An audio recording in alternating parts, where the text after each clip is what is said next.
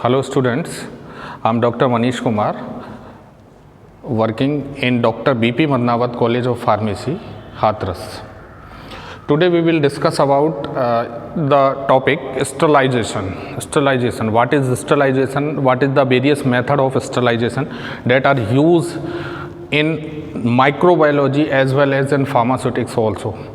आज हम माइक्रो में जो एक टॉपिक है स्टरलाइजेशन उसके बारे में डिस्कस करेंगे, ठीक है, एक ब्रीफ डिस्कस करेंगे। तो आज ये फर्स्ट लेक्चर है हमारा स्टरलाइजेशन के ऊपर।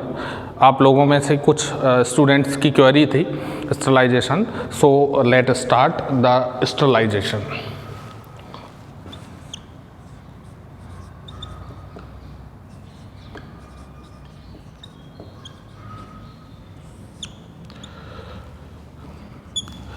अगर हम स्टरलाइजेशन की बात करें तो sterilisation is a broad term. Sterilisation is a broad term. अगर हम इसकी डेफिनेशन देने की कोशिश करें तो डेफिनेशन में sterilization may be defined as a process, a absolute process. Sterilization may be defined as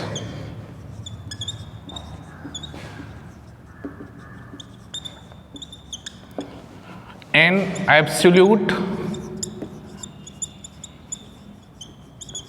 process of killing microorganism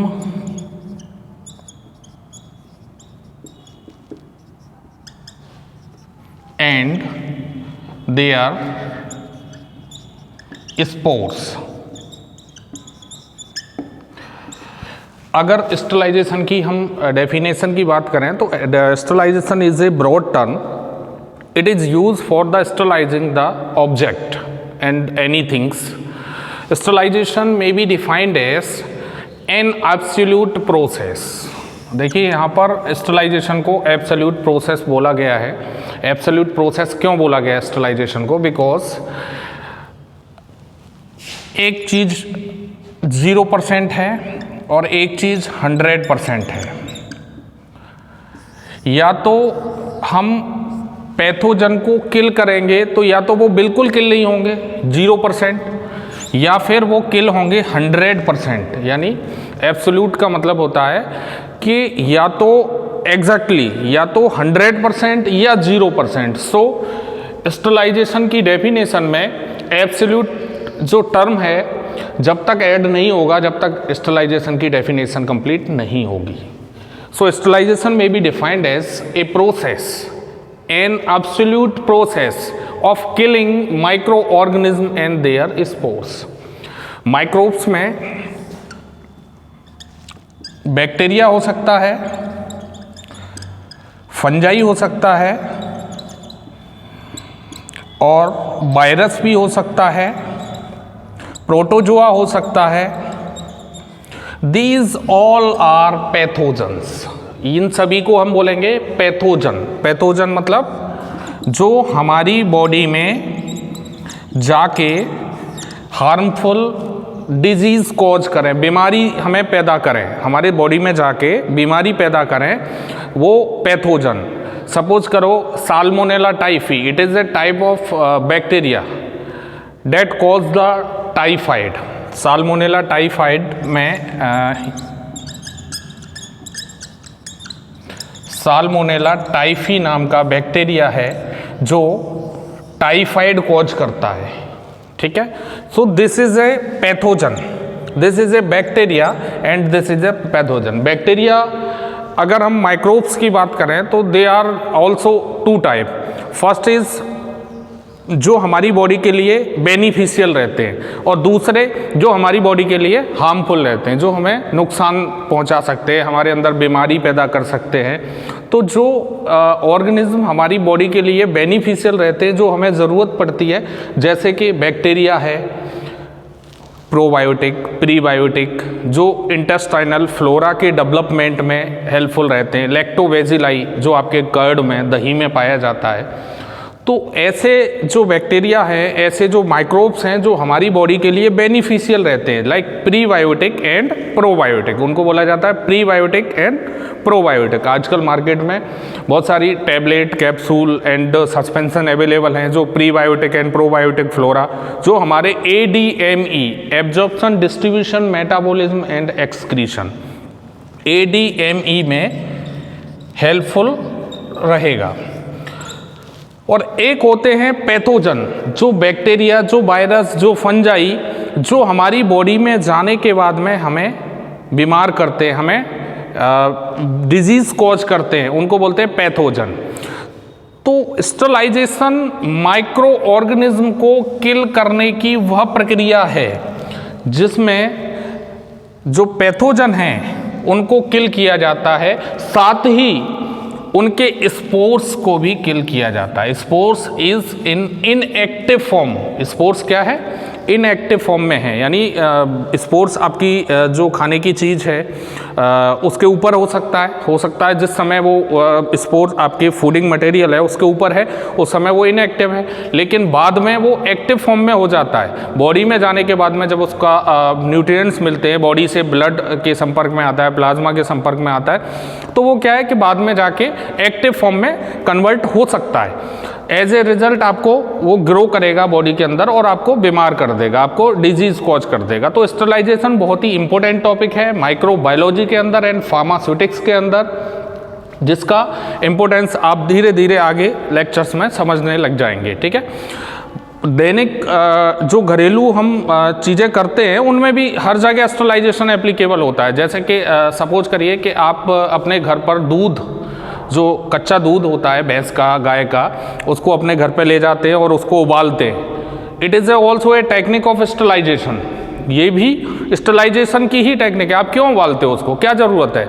इसलिए कि उसमें से पहले से अगर कोई बैक्टीरिया है, लाइक काऊ जो मिल्क होता है उसमें चांसेस रहते हैं माइकोबैक्टीरियम ट्यूबरक्लोसिस होने के बहुत चांस रहते हैं। वहाँ पे ट्यूबरक्लोसिस डेवलप हो सकता है बिकॉज इन रॉ मिल्क, जो काऊ का रॉ मिल्क है, वहाँ पर ये पॉसिबिलिटी है कि वहाँ पर 1% काऊ के अंदर से ट्रांसफ़र हो सकता है मिल्क के थ्रू, माइकोबैक्टीरियम ट्यूबरक्लोसिस वहाँ पर हो सकता है। तो आप क्या करते हो, उसको बॉयल करते हो, बॉयल करने के बाद में आप उसको पीते हो।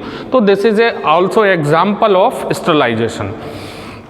दूसरा अगर एग्जाम्पल की मैं बात करूं तो आप घर में छोटे छोटे बच्चे रहते हैं और उनकी जो मिल्क फीडिंग बोतल रहती हैं, जो बोतल रहती है, तो उस बोतल को जनरली क्या है, स्टरलाइज किया जाता है। उन बोतल को क्या किया जाता है, स्टरलाइज किया जाता है।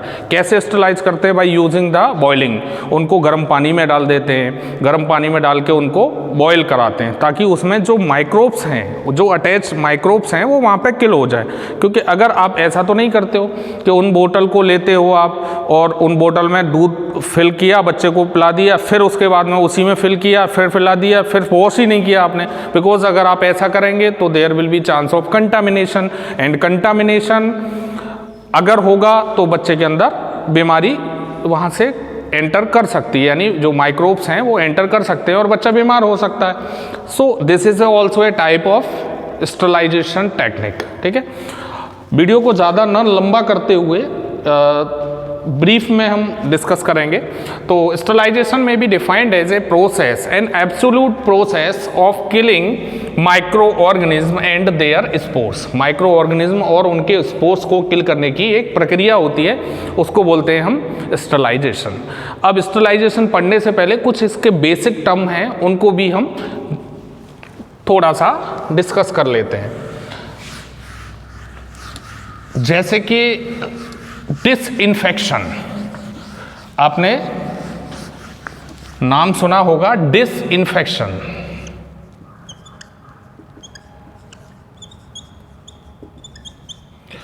अभी आपने पढ़ी थी डेफिनेशन ऑफ स्टरलाइजेशन। स्टरलाइजेशन क्या होता है? Sterilisation may be defined as an absolute process of killing micro organism and their spores, but similar, it is a similar to the sterilization, but it is a fewer minor difference between the sterilization and disinfection. That is, in disinfection all microbes are killed by disinfection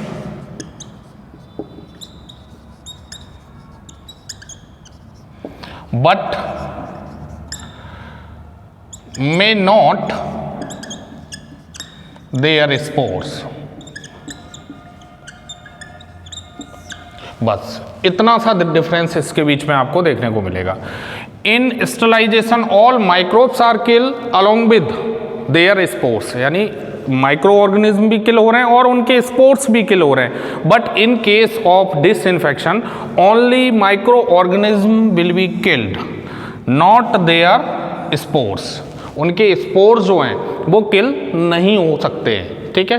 ऐसा नहीं है sterilisation की तरह। अगर कोई चीज़ sterilise है, इसका मतलब जैसे ऑप्थेल्मिक प्रिपरेशन है, आपका इंजेक्शन है, आपकी आई ड्रॉप है, वो अगर मैं बोलूँ कि ये स्टरलाइज है तो आप श्योर हो जाते हैं कि this is a sterilise. But अगर मैं बात करूँ कि ये जो मेरी प्रिपरेशन है ये इसका डिसइंफेक्शन हो चुका है, so it is not possible, it is not possible कि इस केस में आपका जो हमारी प्रिपरेशन है वो पूरी तरह से प्योर है या पूरी तरह से स्टरलाइज है, ठीक है। दूसरा टर्म अगर मैं बात करूं तो डिसइंफेक्टेंट।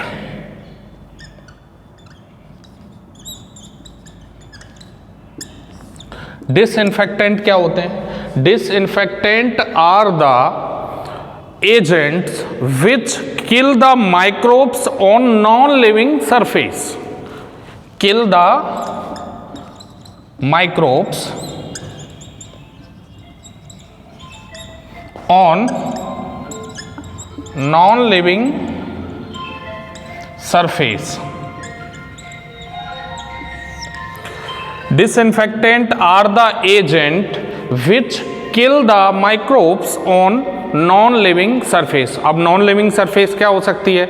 आपकी टेबल हो सकती है, हॉस्पिटल में जो ऑपरेशन टेबल है वो हो सकता है, आपका फ्लोर हो सकता है, तो वहाँ पर हम डिसइंफेक्टेंट यूज़ करते हैं जैसे लाइजोल।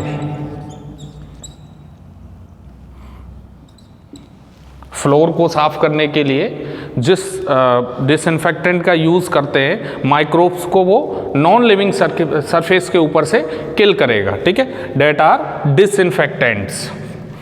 और अगर मैं बात करूं एंटीसेप्टिक की,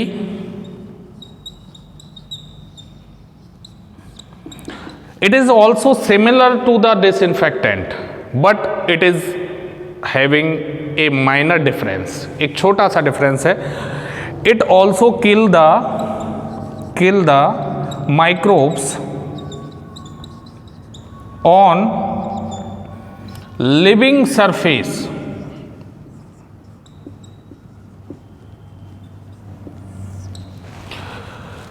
एंटीसेप्टिक वो होते हैं जो माइक्रोब्स को किल करते हैं लिविंग सरफेस के ऊपर, यानी जीवित, चाहे वो एनिमल हो चाहे ह्यूमन हो, ह्यूमन बॉडी के ऊपर, जैसे डिटॉल।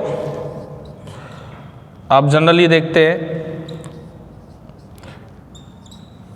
अगर आपको कहीं भी ऐसा चांसेस लगते हैं, घाव हो गया वहाँ पर, अगर आपको लगा कि यहाँ पर मेरे को इन्फेक्शन के चांसेस हैं, तो आप क्या करते हैं वहाँ पर Dettol, it having the main ingredient chloroxylenol, तो वहाँ पर आप डिटॉल एप्लीकेबल करते हैं। और डिटॉल से क्या रहता है, आपका जो माइक्रोब्स हैं आउटर सरफेस पर वो वहाँ से किल हो जाते हैं, ठीक है।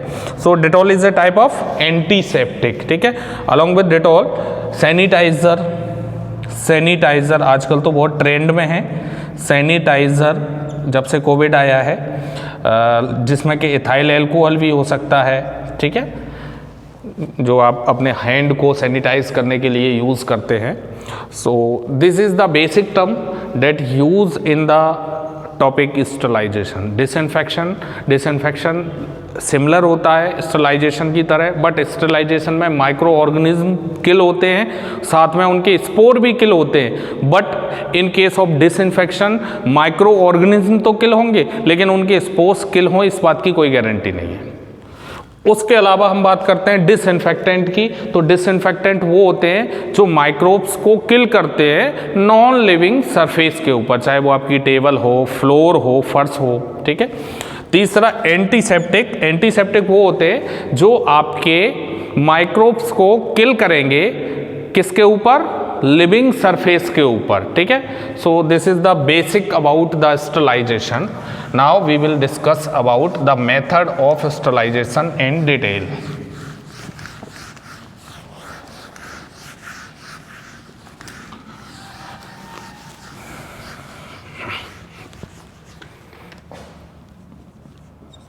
मेथड्स में आपको क्वेरी थी, ध्यान से सुनना।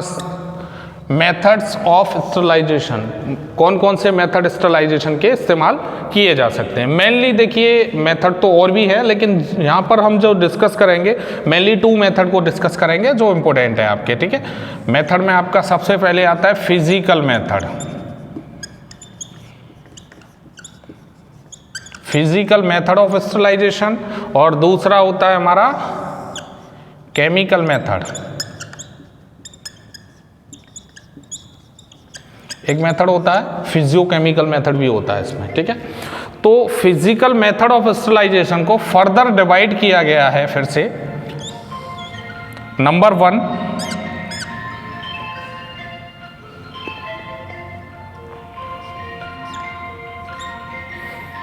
नेचुरल, सबसे पहले बात करेंगे हम नेचुरल हीट की। पहला नेचुरल हीट, ठीक है, जिसमें आता है सनलाइट।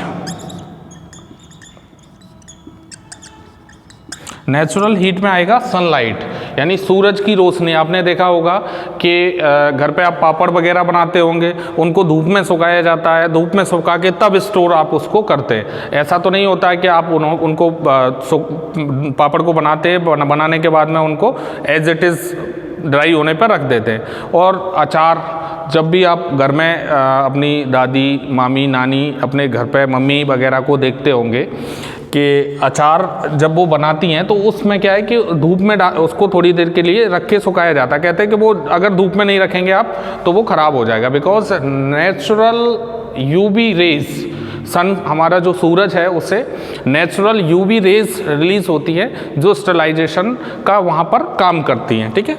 इसका मेनली हम बात करें तो यूवी रेज यहाँ से रिलीज होंगी, ठीक है। तो यूवी रेज क्या है, अल्ट्रावायोलेट रेज जो सूरज से हमें मिलती है, जो स्टरलाइजेशन का वहाँ पर काम करती है। तो this is a natural method. First is sunlight, इसके अंदर सनलाइट ही आता है नेचुरली, और यूवी रेज द्वारा वहाँ पर स्टरलाइजेशन होता है, ठीक है। दूसरा मेथड है हमारा heat. Second method is heat. Heat में हम बात करेंगे, हीट को फर्दर डिवाइड किया गया 2 type. First is dry heat, second is moist heat. पहला ड्राई हीट और दूसरा मॉइस्ट हीट। ड्राई हीट में हम क्या क्या कर सकते हैं, जैसे red flame, incineration, flaming and hot air oven. इसमें mainly hot air oven important है, एग्जाम में कई बार पूछा जाता है हॉट एयर ओवन। इसका प्रिंसिपल क्या है, कंस्ट्रक्शन क्या है, वर्किंग क्या है, सारी डिटेल में हम डिस्कस करेंगे। अब बात करते हैं मॉइस्ट हीट की। मॉइस्ट हीट में आपका below 100 degree temperature, at 100 degree temperature, above 100 degree temperature.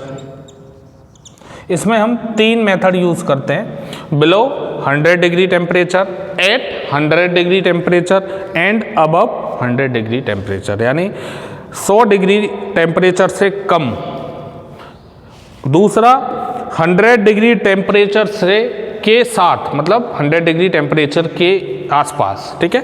तीसरा 100 डिग्री टेम्परेचर के ऊपर, ठीक है। इसमें बेसिकली 3 मेथड होते हैं। पहला 100 डिग्री टेम्परेचर से नीचा एक प्रोसेस होता है जिसको बोलते हैं पास्चराइजेशन, ठीक है, पास्चराइजेशन। पास्चराइजेशन किसके लिए किया जाता है? Pasteurisation is done for the sterilization of the milk. दूध को स्टरलाइज करने के लिए पास्चराइजेशन को हम करते हैं। पास्चराइजेशन के 2 टेक्निक होते हैं, एक मेथड होता है फ्लैश और एक होता है होल्डर मेथड। पास्चराइजेशन भी हमारा 2 तरह का होता है, एक होता है होल्डर मेथड और दूसरा मेथड होता है हमारा फ्लैश मेथड।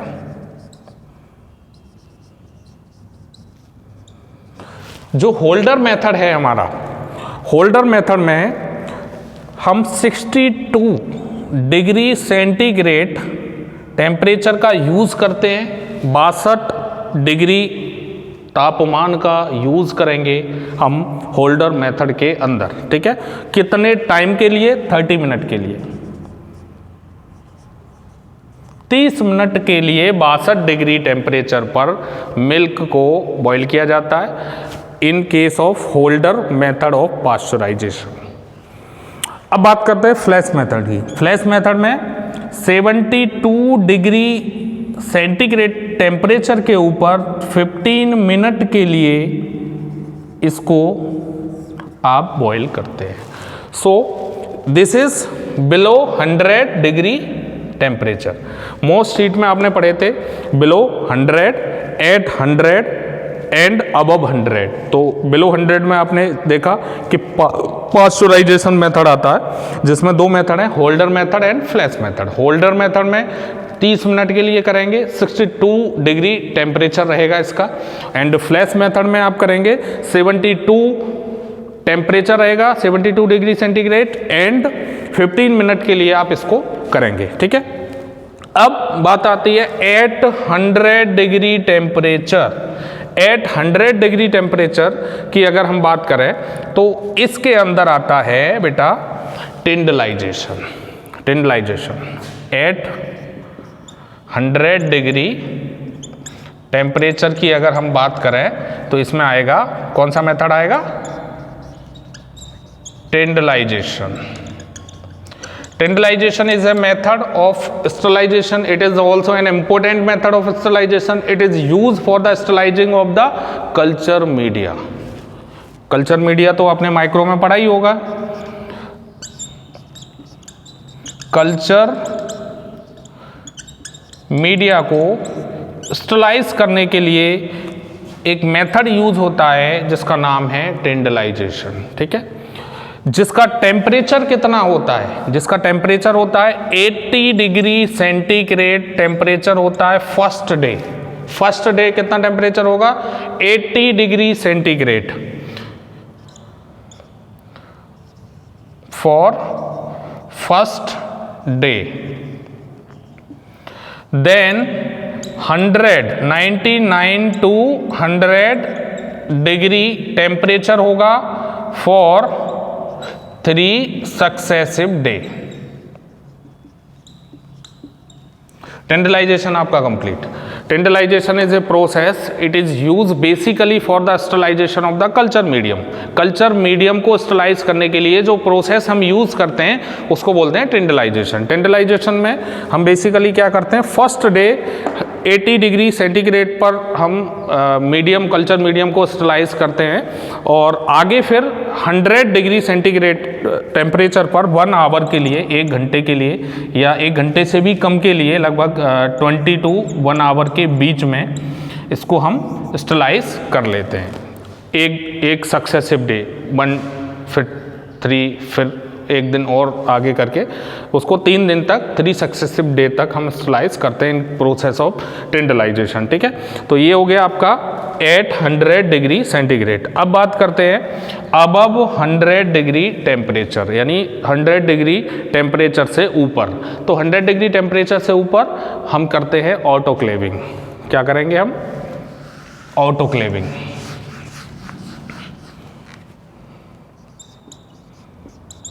बहुत ही इंपॉर्टेंट टॉपिक है ये। ऑटोक्लेविंग में क्या करेंगे, ऑटोक्लेव को यूज करेंगे हम। ऑटोक्लेव भी दो तरह से, एक तो होता है ऑटोक्लेव और एक होता है ऑटोक्लेव अंडर प्रेशर, ठीक है, या प्रेशर ऑटोक्लेव, या इसको एक और नाम से जानते हैं हम, सर्जिकल ड्रेसिंग ऑटोक्लेव, ठीक है। पहला हो गया ऑटोक्लेव, दूसरा हो गया सर्जिकल ड्रेसिंग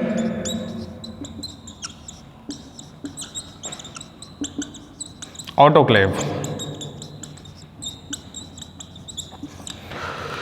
तो ऑटोक्लेव जो है हमारा, उसमें हम टेम्परेचर लगभग 115 से 116 डिग्री सेंटीग्रेड टेम्परेचर यूज करते हैं फॉर 30 मिनट।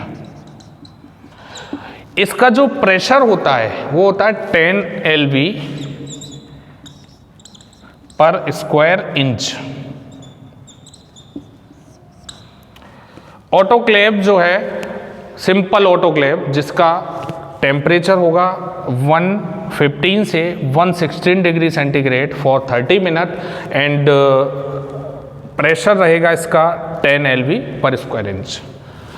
इसका यूज़ करते हैं हम, अगर ऑटोक्लेव को अगर यूज़ करना पड़े तो किसके लिए, रबर कॉक के लिए, सर्जिकल रबर कॉक के लिए, ठीक है, सीजर के लिए, फोर्सेप के लिए, ठीक है, ETC। यहां पर प्लास्टिक सिरेंजेस के लिए,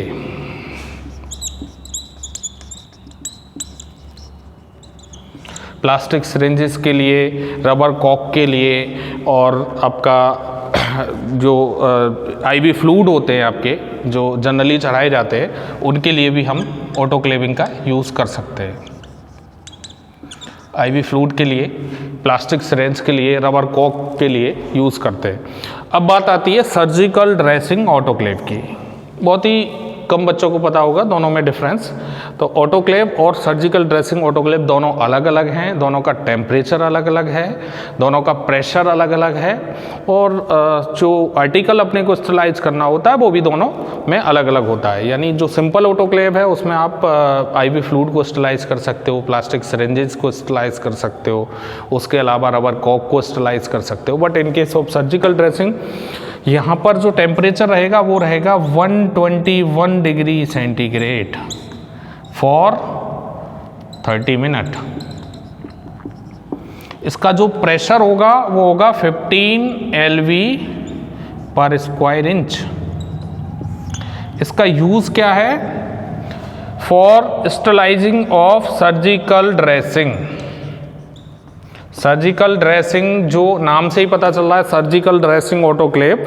सर्जिकल ड्रेसिंग ऑटोक्लेव का यूज होगा, it is use for the sterilizing of surgical dressing. Surgical dressing को स्टरलाइज करने के लिए हम सर्जिकल ड्रेसिंग ऑटोक्लेव का इस्तेमाल करते हैं। तो ये दोनों आपके autoclave and surgical dressing autoclave, ये आपके इसके अंदर आ चुके हैं।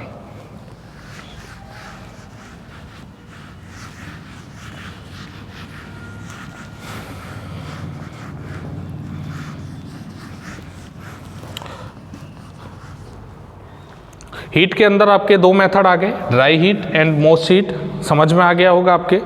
थोड़ा सा ओवरव्यू मैं यहाँ भी आपको दिए देता हूँ। रेड फ्लेम, रेड फ्लेम का मतलब होता है जिस चीज़ को आपको स्टरलाइज करना हो, जैसे कि आपकी फोर्सेप है, सीजर है, स्पैचुला है, चम्मच है, जो आप हॉस्पिटल में या इंडस्ट्री में यूज़ करते हैं, या कोई निडल हैं आपकी जिनको आप स्टरलाइज करते हैं, तो उनको डायरेक्ट फ्लेम के कांटेक्ट में रखा जाएगा।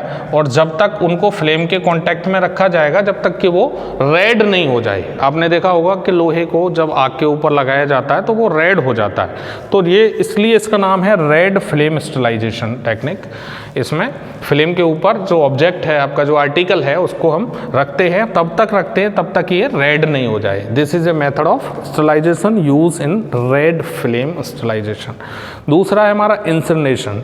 इंसिनरेशन का इस्तेमाल हम करते हैं, जैसे कि आपने देखा होगा हॉस्पिटल बेस्ड, हॉस्पिटल बेस्ड में जैसे सर्जिकल ग्लव्स हैं या जो टिश्यू मटेरियल हैं या फिर आपकी कंटामिनेटेड सिरिंजेस हैं या फिर आपका आईवी फ्लूइड की जो बोतल है वो हैं या जो पेशेंट है उसके जो वेस्ट जो क्लॉथ्स वगैरह हैं तो उनको इंसिनरेशन टेक्निक द्वारा हम ऐश में तब्दील कर देते हैं, यानी उनको जला के राख बना देते हैं। कभी भी हॉस्पिटल जो वेस्ट है उसको ऐसे ही फेंका नहीं जाता, because there will be chance of contamination and spreading of the infection फैलने के चांसेस रहते हैं। तो उस जगह हम क्या करते हैं, इंसिनरेशन टेक्निक का इस्तेमाल करके उन हॉस्पिटल वेस्टों को जला दिया जाता है एट टेम्परेचर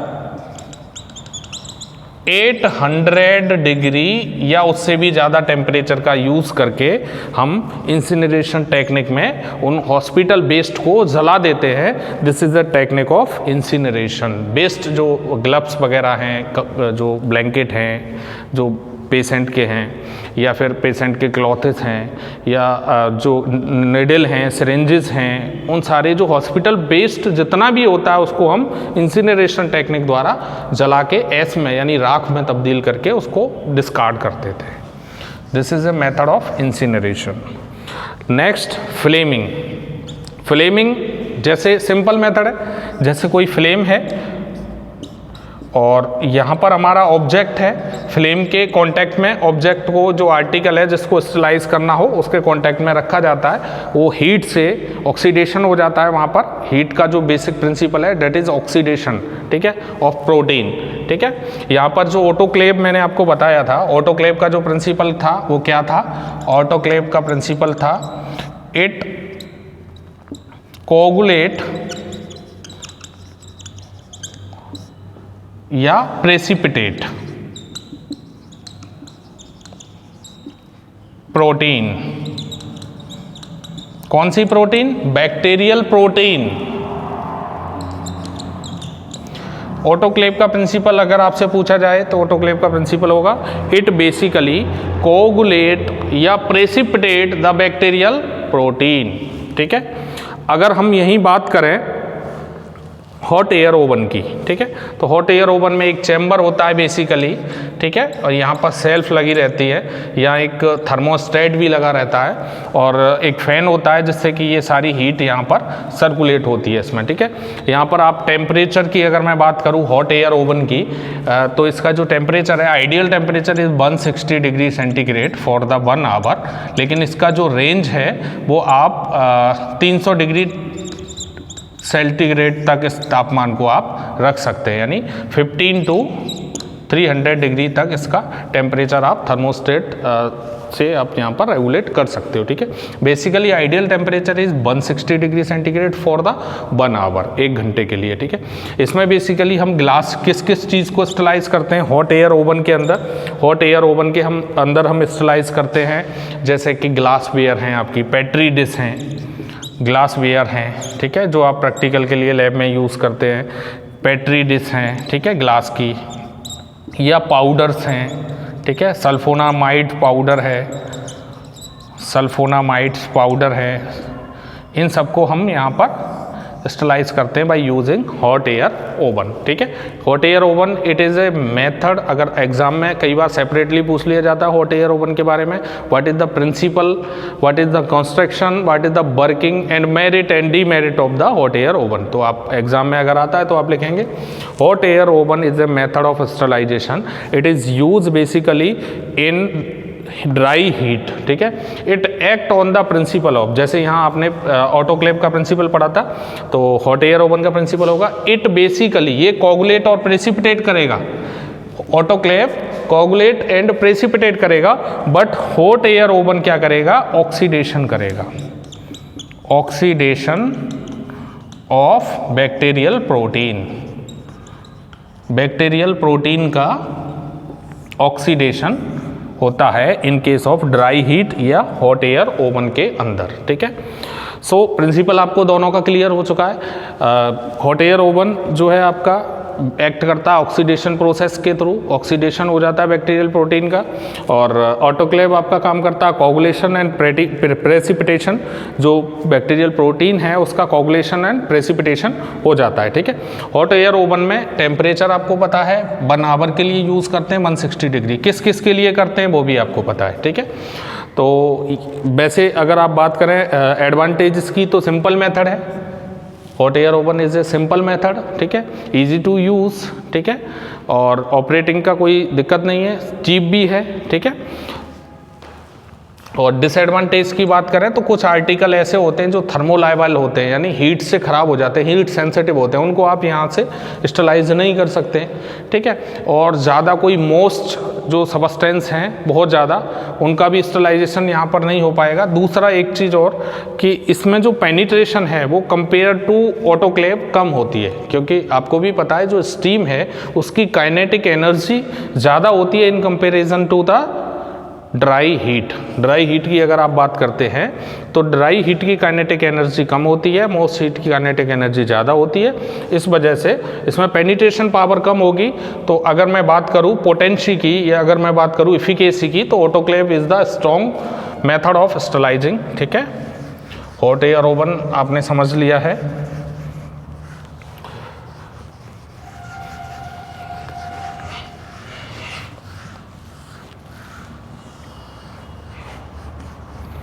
नेक्स्ट मेथड है हमारा रेडिएशन मेथड।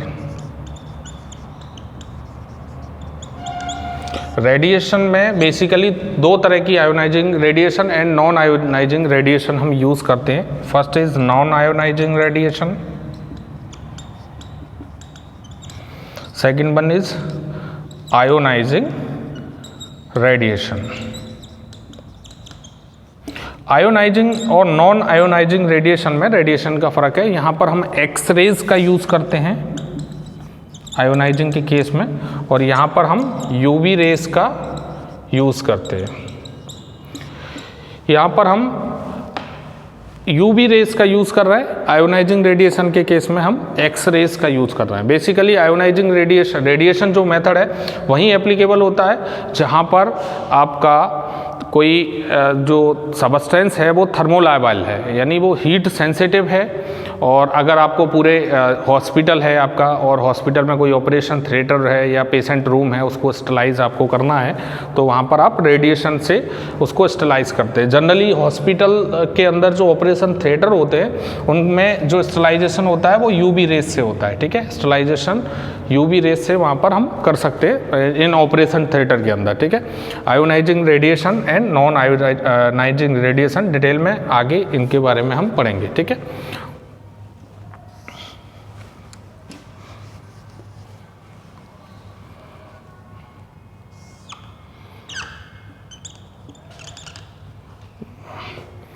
अगला मेथड है हमारा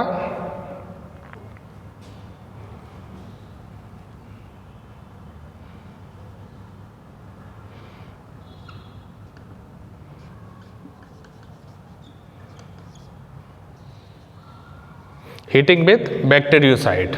बैक्टीरियोसाइड्स के साथ में हम सैंपल को लेके हीट करा के भी वहाँ पर डिसइंफेक्शन या फिर स्टरलाइजेशन कर सकते हैं। अब बात करेंगे केमिकल मेथड की, ठीक है। केमिकल मेथड में 2 तरह से हम स्टरलाइजेशन कर सकते हैं, बाय यूजिंग द लिक्विड को यूज़ करके, और दूसरा गैसेस को यूज़ करके हम स्टरलाइजेशन भी कर सकते हैं। केमिकल मेथड में 2 मेथड आते हैं, लिक्विड एंड गैसेस। लिक्विड में आप जनरली देखते हैं कि ethyl alcohol, ethanol, formaldehyde, aldehyde, dyes and surface reacting agent, surfactant आप इनको बोल सकते हैं, सरफेक्ट रिएक्टिंग एजेंट, ये आप यहाँ पर यूज़ करते हैं। इथाइल एल्कोहल है, फॉर्मल्डिहाइड है, एल्डिहाइड है, डाइज हैं और भी बहुत सारे हैं, सरफेस एजेंट है, सर्फेक्टेंट जिनको बोल सकते हैं। अब बात करते हैं गैसेस की। तो गैसेस में बेसिकली फॉर्मल्डिहाइड गैस और दूसरा इथाइलिन डाइऑक्साइड,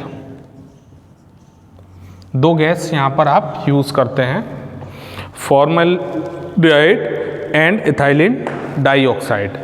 जो आपकी फॉर्मल्डिहाइड है उसको जनरली क्या किया जाता है, रूम्स को स्टरलाइज करने के लिए, जैसे कोई पेशेंट का रूम है जिसमें पेशेंट है और वहाँ पर कंटामिनेशन के बहुत ज़्यादा चांसेस है, एक पेशेंट वहाँ से डिस्चार्ज हो चुका है, दूसरा पेशेंट वहाँ पे आना है, तो वहाँ पर स्टरलाइजेशन करेंगे, उस रूम में हम फ्यूमिगेशन कर देंगे बाय फॉर्मल्डिहाइड, ठीक है, और रूम को क्लोज कर देंगे। जब वहाँ स्टरलाइजेशन हो जाएगा तो फिर वहाँ से बाय यूजिंग एग्जॉस्ट फैन उस गैस को बाहर कर देंगे और वहाँ पर स्टरलाइजेशन को हम परफॉर्म कर सकते हैं।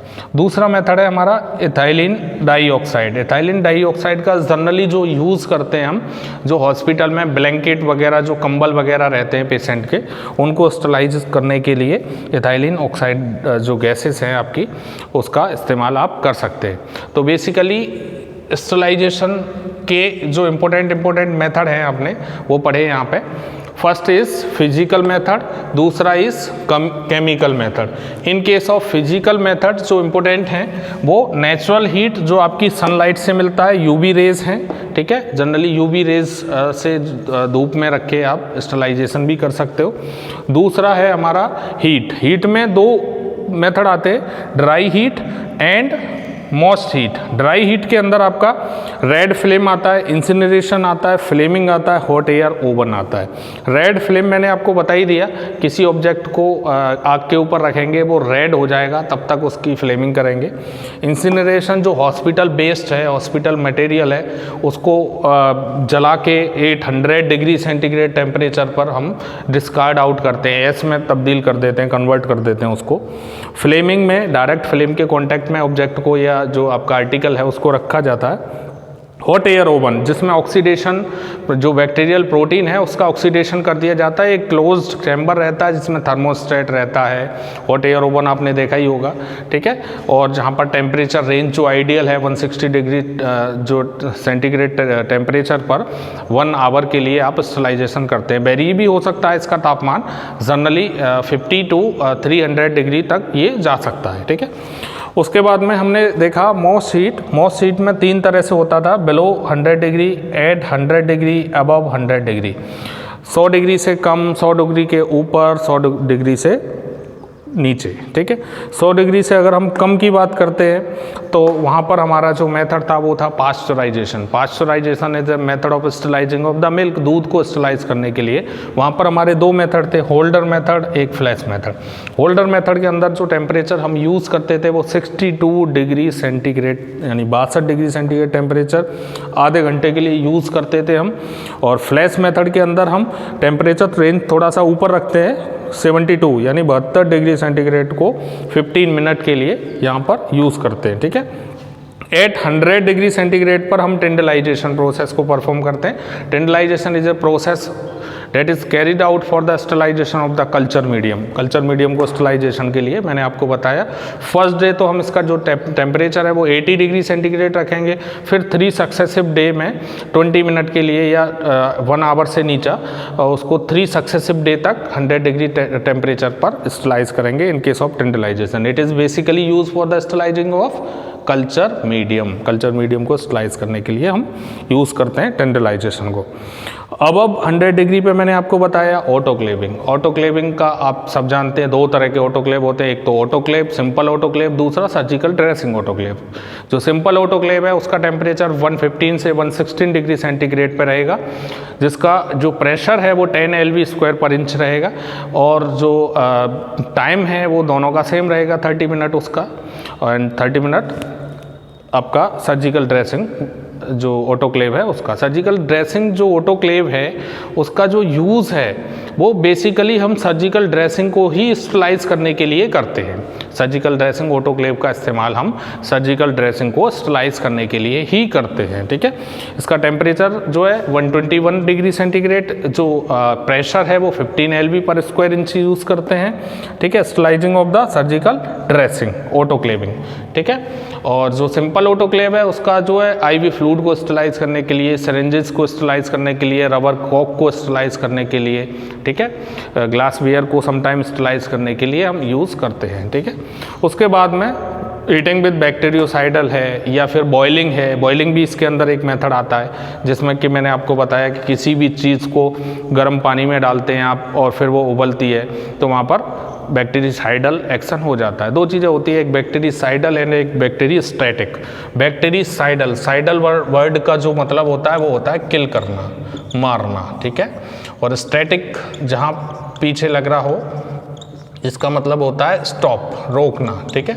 जैसे कि आपके टीबी के जो ड्रग होते हैं, आइसोनियाजेड है, रिफम्पासिन है, ईथम्बुटोल है, पायरिजिनामाइड है, तो उसमें जो ईथम्बुटोल होता है, ठीक है, वो क्या है, बैक्टीरियोस्टैटिक है। और बाकी आइसोनियाजेड है, रिफम्पासिन है, ये क्या है, बैक्टीरिसाइडल है। यानी बैक्टीरिया आगे लग रहा हो, बैक्टीरिसाइडल तो जो बैक्टीरिया को किल करे, बैक्टीरियोस्टैटिक जो बैक्टीरिया को रोके, बायरिसाइडल वायरस को जो किल करे, बायरिस्टैटिक जो वायरस को रोके, फंगीस्टैटिक फंगी को रोके, फंगीसाइडल जो फंगी को किल करे, ठीक है। साइडल एंड स्टैटिक, दो चीज़ों को याद रखना आप। उसके बाद में हमने बात की थी रेडिएशन की। रेडिएशन मेथड बहुत ही इंपॉर्टेंट मेथड है। रेडिएशन मेथड में हम बेसिकली क्या करते हैं, रेडिएशन का यूज़ करते हैं, ठीक है। रेडिएशन का यूज़ करेंगे तो क्या होगा, जो हमारे थर्मोलाइबल सबस्टेंस हैं जो हीट से ख़राब हो जाते हैं, जैसे कि ऑटोक्लेविंग में हम क्या करते हैं, मॉइस्ट हीट देते हैं, और हॉट एयर ओवन में क्या करते हैं, ड्राई हीट देते हैं। अब कोई ऐसा मटेरियल है, वैक्सीन है, जो मान लीजिए ख़राब हो गया, ठीक है, हीट से ही ख़राब हो रहा है वो वैक्सीन जो है, या कोई सीरा सबस्टेंस है वो ख़राब हो रहा है, तो ऐसे सबस्टेंस को आप स्टरलाइज नहीं कर पाएंगे, तो उस कंडीशन में आप जो है रेडिएशन मेथड का यूज़ करोगे। या फिर ऐसे जो हॉस्पिटल सेटअप में क्या है कि किसी रूम को स्टरलाइज करना है, ऑपरेशन थिएटर को स्टरलाइज करना है, ठीक है, पर्टिकुलर एरिया को स्टरलाइज करना है, तो वहाँ पर ऑटोक्लेविंग या फिर आपका हीट मेथड वगैरह काम नहीं करेगा, तो आपको वहाँ पर गैसियस स्टरलाइजेशन का इस्तेमाल करना पड़ेगा, रेडिएशन स्टरलाइजेशन का आपको इस्तेमाल करना पड़ेगा। या तो आप गैसियस स्टरलाइजेशन का इस्तेमाल करो या रेडिएशन स्टरलाइजेशन का इस्तेमाल करो। जैसे पेशेंट रूम को स्टरलाइज करने के लिए मैंने आपको बताया फॉर्मल्डिहाइड का आप यूज़ करते हैं। उसके बाद में यहाँ पर ऑपरेशन थिएटर को स्टरलाइज करने के लिए आप UV रेज का यूज़ करते हैं, ठीक है। तो यहाँ पर रेडिएशन मेथड आपका कंप्लीट हो जाता है। देन केमिकल मेथड में मैंने आपको दो बताया था, लिक्विड एंड गैसेस। लिक्विड में आप जैसे इथेनॉल यूज़ कर सकते हैं, फॉर्मेलिन यूज़ कर सकते हैं, आप एल्डिहाइड यूज़ कर सकते हैं, dyes and surface reacting agent surfactant का आप इस्तेमाल कर सकते हैं, ठीक है। गैसेस में formaldehyde gas and ethylene dioxide gas, इनका इस्तेमाल कर सकते हैं। आज के लिए इतना ही, बाकी मिलते हैं नेक्स्ट वीडियो में। Thank you.